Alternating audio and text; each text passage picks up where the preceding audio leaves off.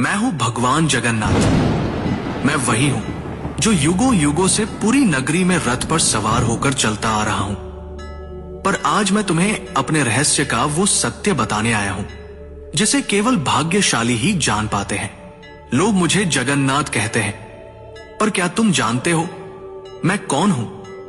मैं वही हूं जो द्वारका में श्री कृष्ण था, वही जिसने अर्जुन को गीता सुनाई, वही जिसने राधा के प्रेम को साक्षात ईश्वरत्व में बदल दिया, वही जिसने अधर्म के सामने धर्म को विजयी बनाया।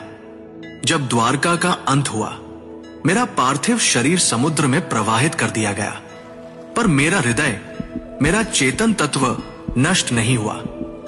वह दिव्य ऊर्जा, वह ज्वलंत आत्मा समुद्र में एक दिव्य काष्ठ, पवित्र लकड़ी के रूप में प्रकट हुई और बहती हुई पुरी के तट पर आई। उसी समय राजा इंद्रद्युम्न ने मुझे स्वप्न में देखा। हे राजन, ये कोई साधारण लकड़ी नहीं, ये मेरा शरीर है, इससे मेरा विग्रह बनवाओ। राजा ने आदेश दिया। मूर्ति बनाने के लिए एक वृद्ध पुरुष प्रकट हुए। उन्होंने कहा, इन्हें गुप्त रूप से बनाऊंगा, कोई द्वार मत खोलना। वो कोई और नहीं, स्वयं विश्वकर्मा थे। जब मूर्तियां बन रही थी, रानी की चिंता बढ़ी। द्वार खुलवाया गया। मूर्तियां अधूरी थी।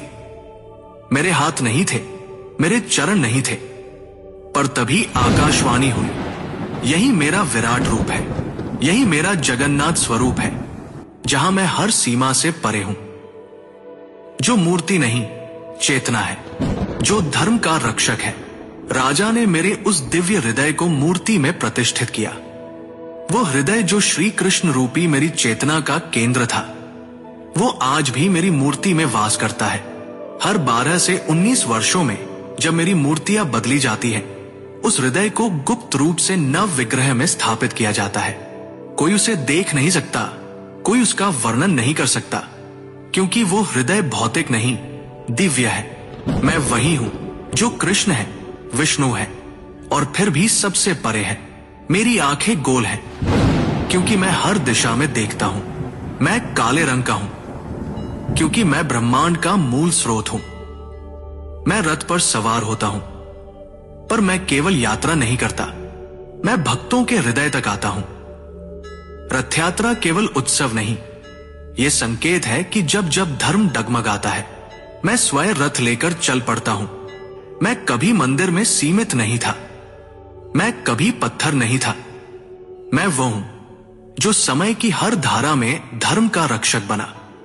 मैं वो हूं जो कृष्ण था, फिर चेतना बना और आज भी जगन्नाथ बनकर भक्तों के पास आता हूं।